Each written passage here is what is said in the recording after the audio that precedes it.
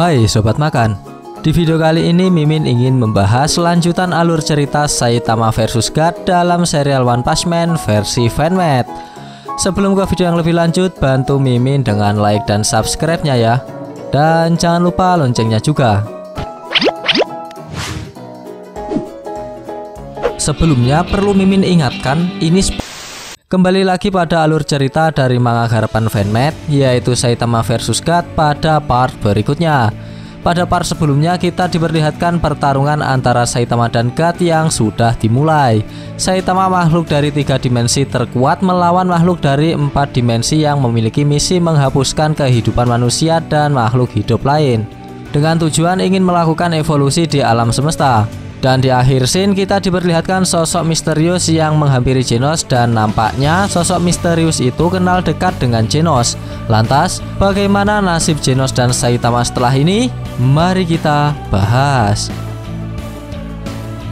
Di awal scene, nampaknya diperlihatkan jika sosok misterius yang menyapa Genos di akhir scene part sebelumnya merupakan sosok robot besar.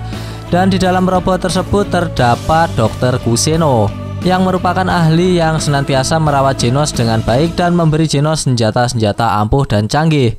Dr. Kuseno pun keluar dari dalam robot tersebut.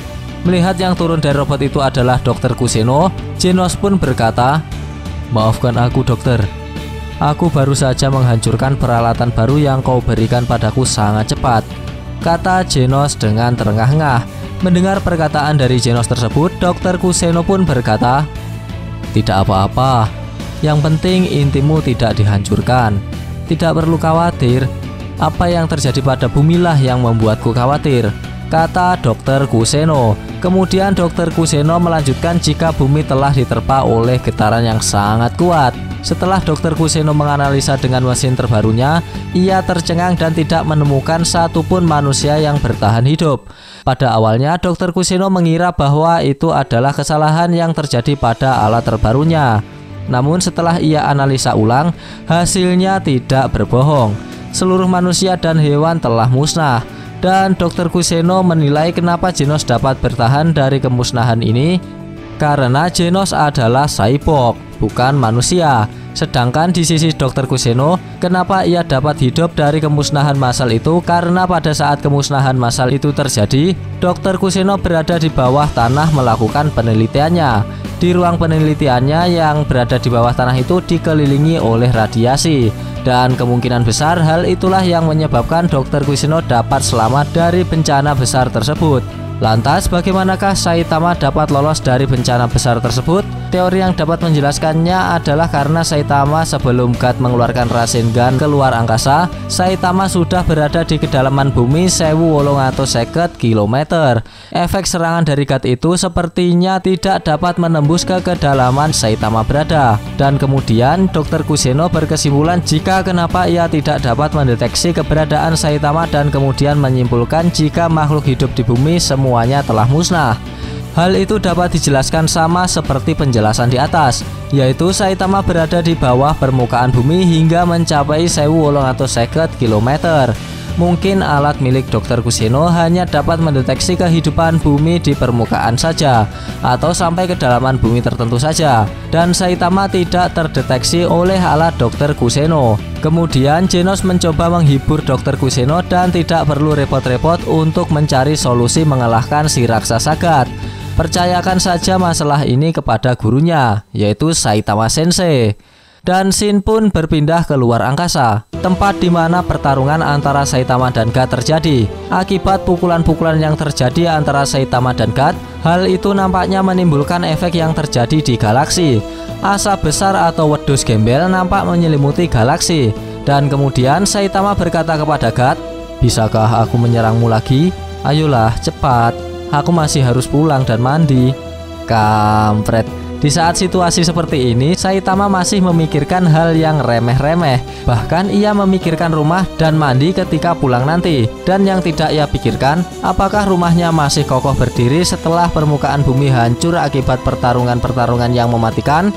Kemudian nampak terlihat jika akibat adu jotos dengan Saitama, tubuh God menjadi hancur dari ujung kaki hingga ujung kepala. Namun dengan cepat tubuh yang hancur itu kembali beregenerasi dengan cepat. Belum sempat tubuhnya kembali seperti semula, God nampaknya berlari ke arah Saitama dengan penuh kemarahan. Dan tiba-tiba God melaju cepat ke arah yang belum subscribe channel MAAnime dan akan menggeprek satu persatu. Saitama nampaknya setuju dengan God dan juga ingin menggeprek yang belum subscribe. Makanya biar gak digeprek makhluk dua ini, subscribe. Kembali ke topik. Dan tiba-tiba Saitama kembali diseret oleh God masuk ke dimensi ruang dan waktu. Saitama tidak akan dibawa ke suatu tempat atau semacamnya, melainkan God akan mengendalikan tubuh Saitama dan memaksa tubuh Saitama berevolusi mundur ke belakang. Tujuannya adalah dengan melakukan evolusi mundur akan menyebabkan tubuh Saitama kembali ke titik nol, atau lebih tepatnya mengembalikan Saitama ke bentuk makhluk dimensi 1. Efek dari apa yang dilakukan God itu mulai terjadi. Saitama dengan perlahan berubah ke sosok Saitama yang memiliki rambut dan kelihatan lebih muda. Dengan menggunakan kekuatannya melakukan pengendalian waktu tersebut, God pun berkata kepada Saitama, dalam perangkap ruang dan waktu 4 dimensi ini, waktu akan terus mundur. Tidak ada makhluk yang dapat melarikan diri dari sini sampai ia menjadi titik atau kematian. Dalam wujud yang belum sempurna 100%, God pun tercengang melihat Saitama yang hanya berubah menjadi sosok yang lebih muda, namun tidak hancur seperti yang ia harapkan. God pun terkejut dan berkata, tidak mungkin. Seharusnya makhluk biasa akan menghilang dalam sekejap, tapi dia... God seperti tidak percaya dengan Saitama yang bisa sekuat ini. Tampang konyol dan polos kembali diperlihatkan oleh Saitama. Saitama beranggapan jika apa yang dilakukan oleh God itu adalah permainan Tetris, yaitu permainan jadul menyusun balok dengan cepat. Kemudian Saitama mengingat masa-masa di mana ia dulu ketika bermain Tetris bersama King. Ia dibuat sangat tersiksa dan frustasi karena selalu kalah ketika memainkannya. Namun pada akhirnya Saitama belajar beberapa trik kecil seperti memusatkan balok di tengah dan trik lainnya. Dan yang lebih penting dari game Tetris ini adalah kecepatan. Itu adalah kunci dari permainan ini. Saitama mengira jika konsep pertarungan di dalam dimensi ruang dan waktu ini semacam permainan Tetris, di mana God memundurkan waktu untuk membuat Saitama kalah dan hancur. Sedangkan peran Saitama untuk menanggapi apa yang dilakukan oleh God itu ialah dengan kecepatan seperti permainan Tetris. Kemudian Saitama mulai berancang-ancang dengan posisi start seperti pelari. Saitama kemudian berlari dengan kencang hingga melebihi kecepatan cahaya. Dimensi ruang dan waktu itu pun hancur lebur seperti tape. Ya agak kayak tape juga sih, akibat terkena efek dari kecepatan lari Saitama. Dan wush, kecepatan penuh versi serius Saitama tersebut memporak-porandakan dimensi ruang dan waktu. Saitama nampaknya berlari memutar. Ia melawan waktu mundur yang dibuat oleh God, dan dengan lariannya ia seperti memajukan waktu dan melawan kehendak God. Kemudian terjadi tornado besar yang disebabkan oleh Saitama di dimensi ruang dan waktu. Dalam sekejap Saitama melampaui kecepatan cahaya dan menembus ruang dan waktu, dan kemudian kembali seperti semula. Setelah Saitama kembali seperti semula, ia pun berhenti dan menatap tajam ke arah God. God yang belum pulih 100% dikejutkan dengan Saitama yang tiba-tiba sudah berada di dekatnya. Dan tiba-tiba... Apa ayo? Dan tiba-tiba Saitama mengeluarkan jurus pukulan beruntunnya ke arah God. Dem dem dem dem dem dem dem dem. Tak tak tak tak. Pukulan beruntun Saitama menghujam tajam ke arah God tanpa henti. God dibuat kewalahan oleh Saitama dan ia pun berkata, "Hah, aku hanya perlu jeda antara pukulanmu berkurang 1 milidetik untuk aku bisa memulihkan diri di sudut alam semesta. Dewa itu abadi," kata God. Saitama pun menanggapi ucapan dari God itu dengan serius namun santai. "Hei, aku bilang ini sudah berakhir." Dan duar.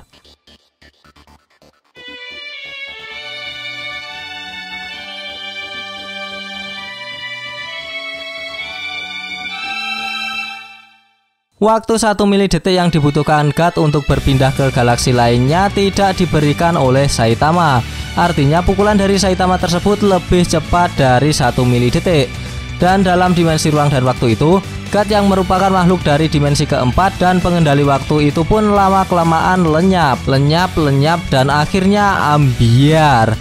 dan ledakan dari efek pukulan Saitama mengenai yang belum subscribe channel ini, dan hanya yang subscribe saja yang selamat. Makanya subscribe biar selamat. Setelah pukulan terakhir dilancarkan oleh Saitama yang menghancurkan separuh planet, Saitama dengan santai mengatakan, ke arah ini harusnya tidak mengenai bumi.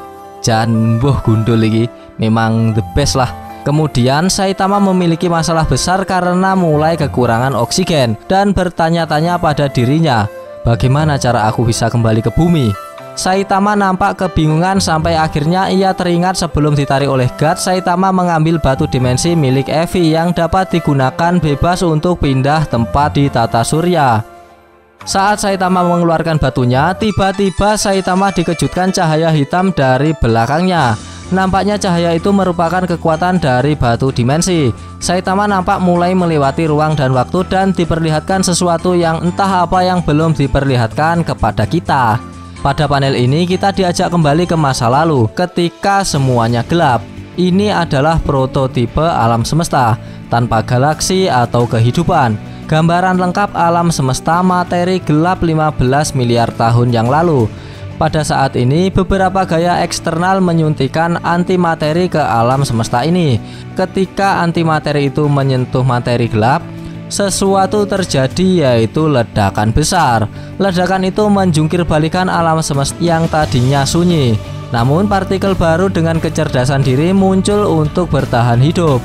Partikel ini mulai berevolusi menjadi unsur jenis baru. Setelah jangka waktu yang sangat lama, galaksi dan planet mulai bermunculan. Alam semesta perlahan-lahan menjadi berbintang.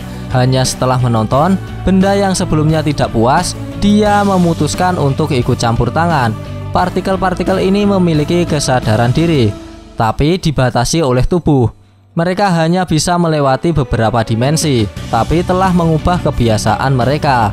Ekosistem alam muncul. Karena keterbatasan daging, makhluk harus mengandalkan sensor untuk hidup, seperti penglihatan, sentuhan, motivasi. Dan begitu saja kelelahan, kesakitan, dan kematian juga menjadi bagian dari semua makhluk hidup. Tapi beberapa makhluk tidak mau menjadi seperti ini. Mereka memaksakan diri untuk memaksimalkan kemampuan potensial. Tujuannya adalah untuk menghilangkan belenggu tubuh agar memiliki lebih banyak kekuatan dan kebebasan. Tapi makhluk lain itu mereka tidak terlalu banyak dalam kategori biologis. Hal ini semuanya sepele seperti debu. Apa yang membawanya ke alam semesta ini? Apakah mereka terancam atau karena alasan lain? Ketika sesuatu terjadi di alam semesta ini, dia akan turun tangan. Dia selalu menonton.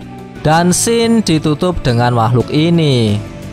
Scene ini adalah scene terakhir dari One Punch Man Saitama vs God garapan dari Fanmade, dan terakhir diperbarui oleh pengarangnya yaitu Ceming Lab pada tanggal 28 Juni 2020. Wah, besok setahunnya dong.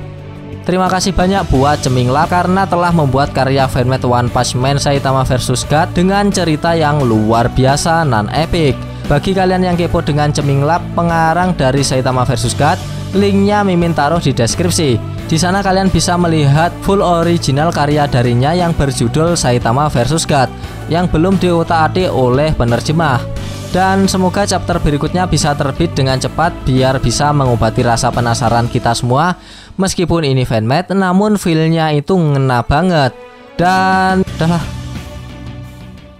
Bagi sobat yang suka pembahasan ini bisa tekan like-nya, dan jika tidak bisa tekan dislike-nya 2 kali biar aneh gak rugi. Jangan lupa komennya agar Mimin bersemangat dalam membuat konten, dan yang paling penting jangan lupa tekan tombol subscribe supaya sobat-sobat tahu updatean-updatean terbaru dari channel ini.